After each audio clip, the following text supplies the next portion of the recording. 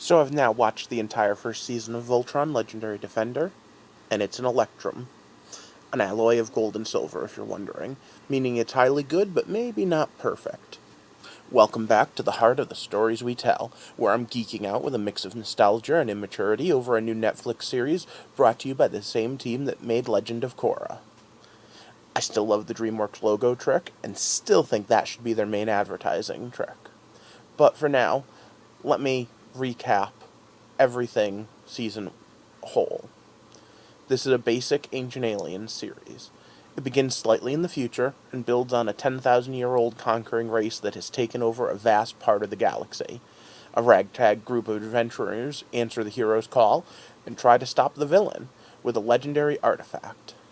Themes explored include loss of both personal and large scale, the idea of family and what you would do for it, the idea of freedom, and in general, what happens when people accept bad situations. The main heroes make up your typical five-man band, with the experienced leader, the maverick hothead, the lovable lancer, the nerdy tech, the big guy with the heart of gold.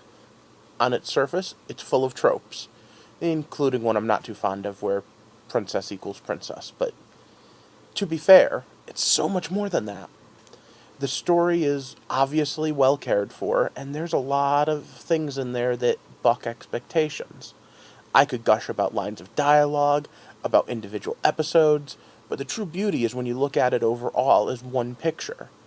It stands on the back of giants, using and subverting some of those tropes, and cashing in from time to time with some nostalgia, but its strength is how you connect to the characters.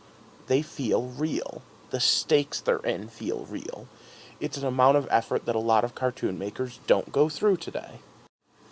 Now, I made some predictions going into the back half, and a few wishes. I didn't get my queen status or my Lotor, unless that guy in the last episode was, but I don't think so. But I came pretty close with guessing that Hagar had the missing Bayard, and I thought that the king was going to go hand to hand with the whole team.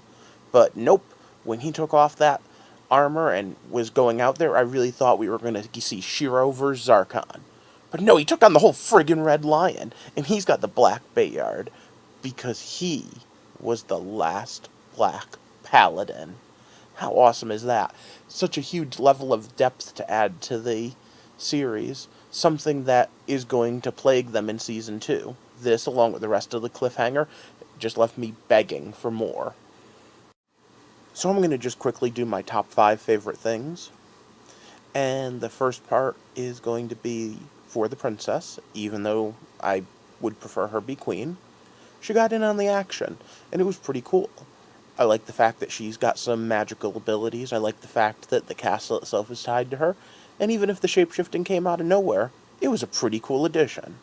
So my number 1 is this princess is pretty badass. Number 2, the use of reasonable, if not realistic, military command.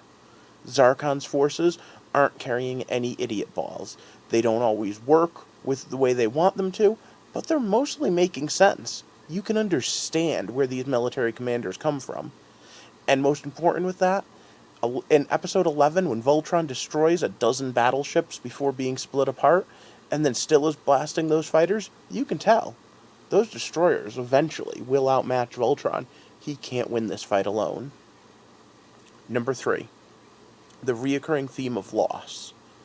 Between Pidge's family, the whole race fleet, to the king, to the princess's sacrifice to save Shiro, throughout the entire 11 episodes, we constantly are thrown right into what it costs them to be the heroes. Number 4, the callbacks and foreshadowing, especially with the technology. We see Pidge rewrite a scout. Later, he's studying their technology and their crystal. Later still, he can hack into multiple systems. Each step of the way, she's learning more and more about each system. And it's pretty good. It's a cool idea. We're showing exactly how she grows with her access to their technology. And number 5, the most important, because kids' cartoons drive me nuts sometimes with this. The formula was modernized and wasn't formulaic. For all my talk about how much I loved the 80s Voltron, 7 out of 10 episodes could be summed up as followed. Something bad happens, the Voltron force carries the idiot ball for about 5 minutes, a Robeast shows up, Voltron is formed. To defeat the Robeast, they either did the four-headed lion head attack or form the blazing sword. There we go. That's, like I said, 7 out of 10 episodes. In the 6 hours we just watched of Voltron, only 2 Robeasts show up. And the second one, the sword doesn't beat. During that time, we see them deal with things like the pirates that aren't just an enemy to be punched. We see them rescuing people. We see the fact that they are severely outgunned and are obviously behind the 8 ball. But even when they're in over their head and the stakes feel high, no point does it feel insurmountable. All in all, I think that a series like this on Netflix makes for a perfect bookend series. And I'm hoping that Season 2 proves me right. If I get the gumption up, maybe I'm going to put up a theory or two on what Season 2 is going to do, but I think I'm going to rewatch the whole series again first. In the meantime, I hope that as we walk through the heart of the stories we tell, this gives you a new insight. I want you to think about the fact that, yes, this is a kid's cartoon, but the story itself touches many beats that we could all care about. Is there anyone that doesn't understand the loss of family, what you would or wouldn't do to get them back? If so, maybe you relate to Pidge/Kate. Is there anyone that doesn't feel like maybe they need to put on a bit of a show to make themselves feel more important than they are, or that they're more badass than they are? Maybe you'll relate to Lance a little then. Is there anyone that just wants to just not have to think things through and not have to talk things out? Let's just go do it. Maybe you'd relate to Keith.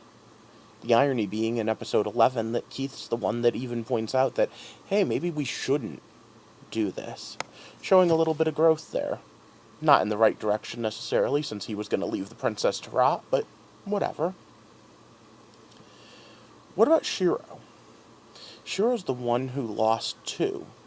Like Pidge, he lost the family the rest of the expedition he was on, but he has to make up for it. He feels a personal failure. Do you ever relate to that? Could those themes just as easily be in a live-action movie? Yeah.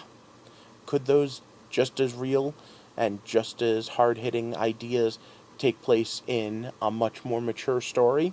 Yeah. There's a lot going on in this story, so I'll leave you to the comment section. Let me know. Is there anything I missed? Is there a theme or a bit of symbolism that you particularly liked? Is there something about the way the plot developed that you did or didn't like? Let me know down there in the comments. In the meantime, I hope that you have a good day, and join me back here on Monday morning as we take our next step through the heart of the stories we tell. Thanks for watching.